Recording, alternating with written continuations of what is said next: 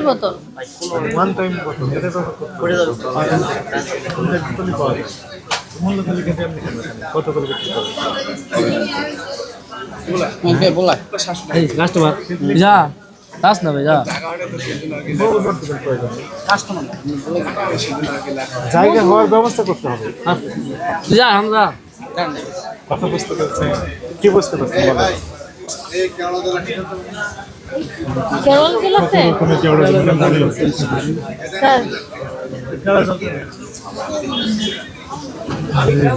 Sir দিলে তো পড়ে যাবো সামনে ভাই আমাদের একটা মশলা জায়গায় কেওড়া জল দেখছেন। এখন আমাকে বলেন এই কেওড়া জলের কি কাজ, কি কাজে ব্যবহৃত হয়? বিরিয়ানিতে দেওয়ার জন্য। আর একটা গোলাপ জলও আছে তাই না? কি আছে? গোলাপ জল আছে।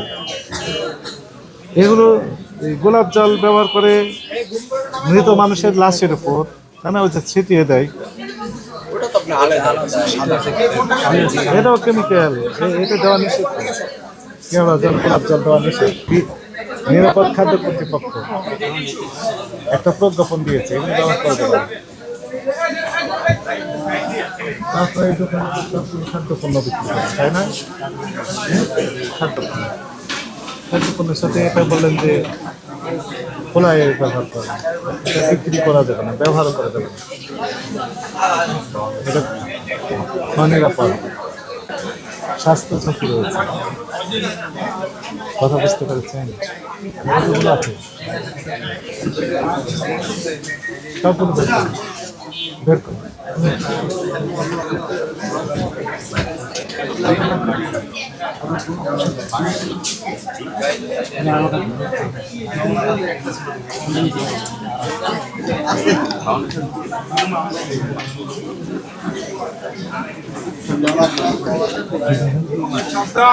অনেকগুলো আছে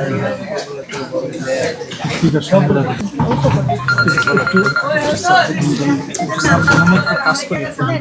খাদ্য কর্তৃপক্ষ থেকে কেওড়া জল, গোলাপ জল এগুলো বিক্রি করা এবং খাবারে ব্যবহার করা নিষেধ আছে। এগুলো বিক্রি করবেন না, আইনত অপরাধ। আর মধু এটা কোনোভাবে লেবেল ছাড়া, বিএসটি অনুমোদন ছাড়া এমনি এইভাবে বিক্রি করা দেখবে কাজ করা যাবে।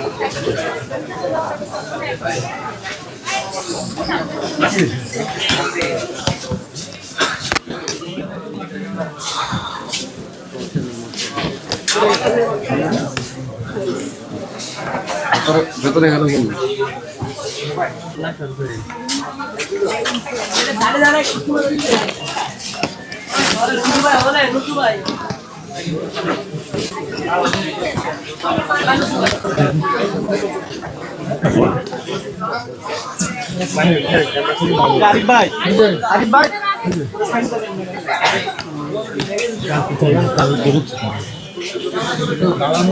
এইটা হচ্ছে কেওড়া জল, গোলাপ জল, এগুলো নিরাপদ খাদ্য কর্তৃপক্ষ খাদ্যপণ্যের সাথে ব্যবহার নিষিদ্ধ করে দিয়েছেন, একটা প্রজ্ঞাপন দিয়েছেন, কিন্তু সেগুলো বিক্রি করার জন্য উনি রেখেছেন, অত জানতেন না।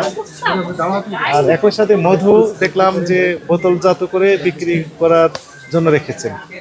তো মধু বিএসটি এর ম্যান্ডেটরি প্রোডাক্ট। মধু যখন আপনি বোতলাইজ করবেন ঠিক তখন বিএসটি লাইসেন্স নিতে হবে, বিএসটি লোগোযুক্ত একটা স্টিকারও দিতে হবে, একটা লেবেল দিতে হবে। লেবেলে যিনি লেবেল করলেন ওনার বিস্তারিত তথ্য থাকবে এখানে, এবং উৎপাদন মেয়াদ এবং এমআরপি বিস্তারিত তথ্য থাকবে, সেটা কিছুই নেই। এটি সতর্কতামূলক, তাকে সতর্কতামূলক 2000 জরিমানা করা হচ্ছে।